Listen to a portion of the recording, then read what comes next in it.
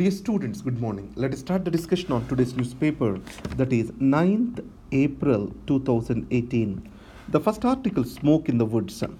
It talks about the upcoming forest policy in India. To understand this, we need to know different forest policies in the country. The first forest policy has come in 1894, then in 1952, then in 1988. Now 2018, we are expected to get a new forest policy.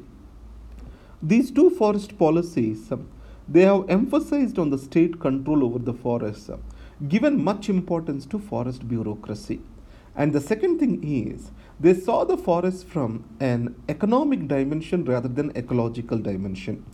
1988, it saw the forest from an environmental dimension and also talked about community participation.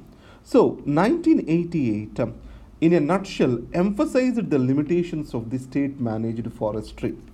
And 2018, how it is going to be, we'll start discussion soon. And added to that, we need to talk about Indian Forests Act 1920. So, what this act did is, it has made all the tribal population living in the forest as illegal occupants of that particular land. So, it at one single go assumed the state ownership of the forests. And second, Forest Conservation Act in 1980, what it did is, any diversion of the forest land for non-forest use, it need to be penalized. Or else, I'll put as other way around. Any diversion of forest land for non-forest use shall attract certain penalties.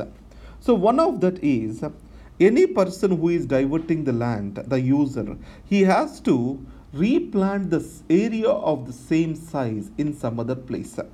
And second, Supreme Court has given something called net present value. What does that mean? If you sow a forest today, it takes 50 to 60 years for the forest to develop. It means that in the meanwhile, we are going to lose a revenue on the forest. So what the revenue lost, it is called net present value.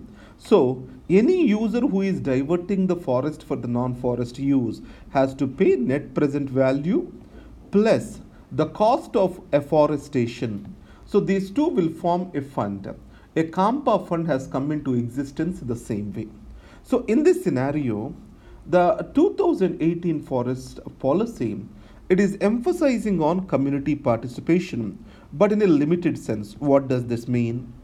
They are talking about bringing the synergies between joint forest management committees and also Grama Sabha.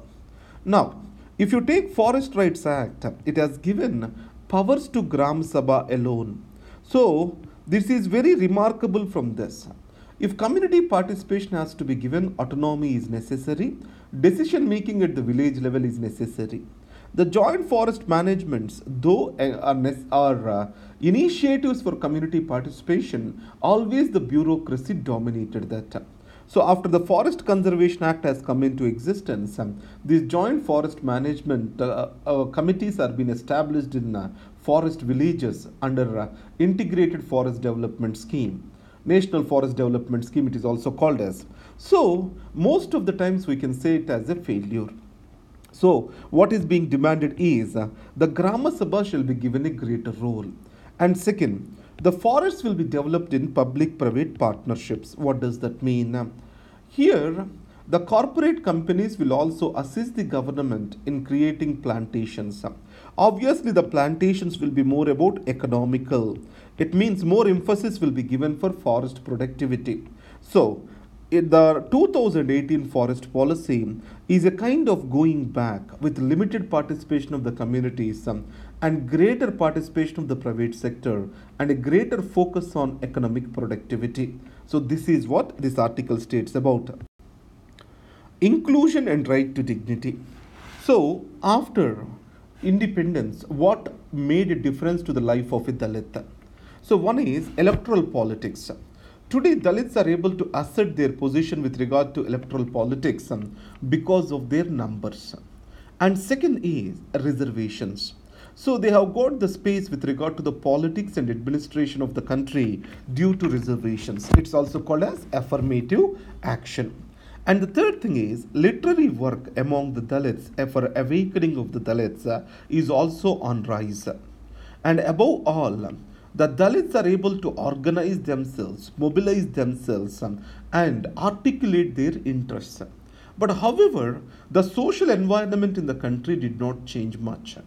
The assertiveness of the Dalits has led to violence against the Dalits. Untouchability and social practices like untouchability are still continuing. So, in this scenario, the caste based discrimination, if it continues in our social interactions, that is against human dignity. And this discrimination reinforces injustices in the society. The reason is employment, and added to that welfare, everything will be aligned to the caste structure in India, and this is not going to promote a sense of equality among the citizens. That's what this article talks about. Broken houses. What does this article is about? The recent parliament session. Not even 10% of the time is effectively used. And what are the reasons for this? The speaker did not use her power to suspend the MPs who are causing the disruption. And the second aspect is the no confidence motion, which is supposed to bring legitimacy to the government, it was not put to vote. When no confidence motion was put to vote, obviously there will be a discussion. And third, the opposition parties, in the name of demanding their issues, which are mostly regional in nature, ultimately they are undermining the national interest. That is the third point here. So, in this context, we need to develop new norms for the National Assembly to function. What these norms can be? The first is we have to ensure for a greater role, constructive role for opposition, and government shall be able to accept the opposition role and also give space for it to express its views and opinions. Then only parliament becomes an house for debate. And high-handedness of the government based on its numbers will not do good for parliamentary democracy. And second aspect here is the speaker's role has to be made much assertive. In India, speaker is all powerful, but however, the speaker comes from a political party and her or his re-election is dependent on the mercy of the political party. So, her continuance in the political party depends upon our continuance in politics depends upon the political party. So, there is a natural insecurity and partisan behavior can be expected from this. So, in this context, providing for certain point of time, at least 20% of the time, with regard to agenda setting of the parliamentary sessions to the opposition and giving much independence to the speaker is essential for effective functioning of the legislature. And government said it is going to conduct another special session to take forward the business. That is a welcome step. The fall of Lula. Whenever I teach Bolsa Familia in the class, I talk about Lula da Silva.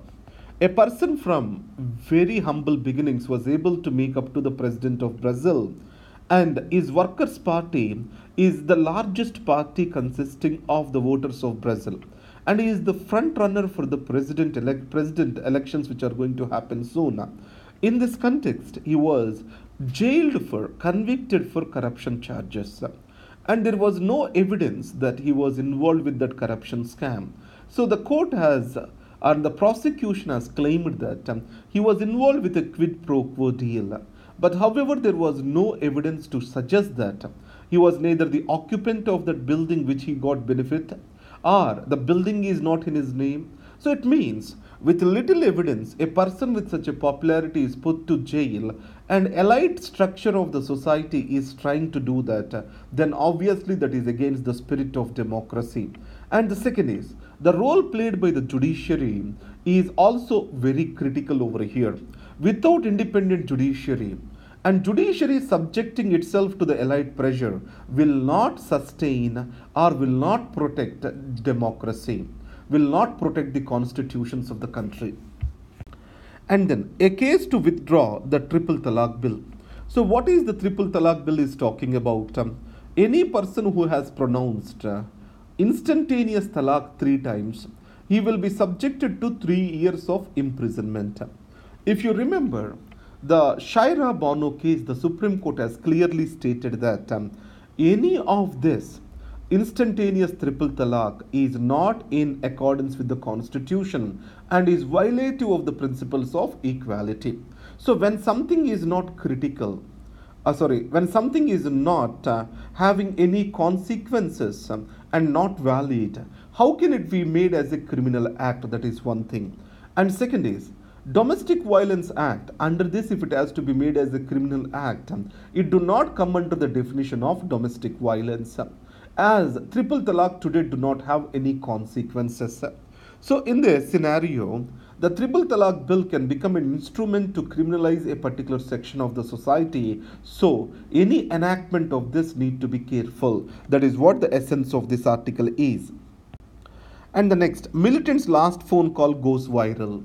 Normally, in the de-radicalization process, the frequent technique used by the police is to involve the family members. The family members' persuasion pulls the people who went on the wrong path to come back into the right path. But in this case, in the latest encounter, the people who passed away, they have got the parental support too. They are more seen as heroes by their parents, which is a very negative development. That's what we need to be worried about.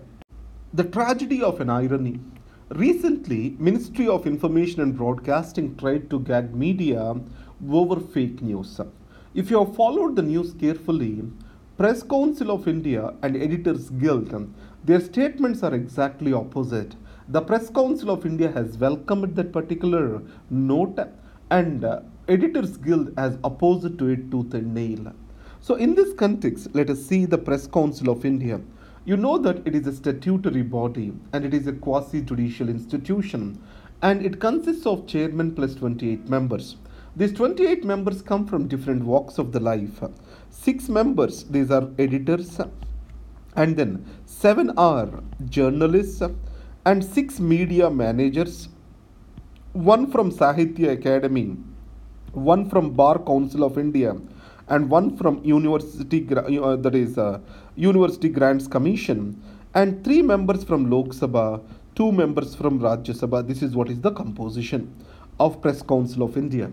So in this context, the present the present chairman, he did not agree for these 7 journalist positions, citing the technical reasons. Because anything related to the freedom of press, both editors and journalists, they will be on the same side of the page. So in this context, these people are more about the freedom of press rather than about the accountability of the press. So in this Press Council of India is becoming an institution of politics rather than an institution to balance the freedom of press and press accountability. That is what is the anguish expressed over here. Easy to take a call on electoral bonds. As for the 29C of the Representation of Peoples Act, Election Commission need to be informed about the donations received by the political parties. But this anonymity clause under the electoral bonds deprives Election Commission of this information.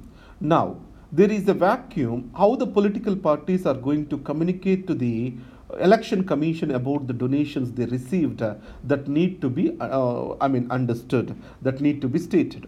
So before the Parliamentary Committee, Election Commission has clearly stated that electoral bonds, they do not promote transparency in electoral funding. And next is the notes I gave you at laix.in/civilsprep. Please go through that. Thank you very much and all the best.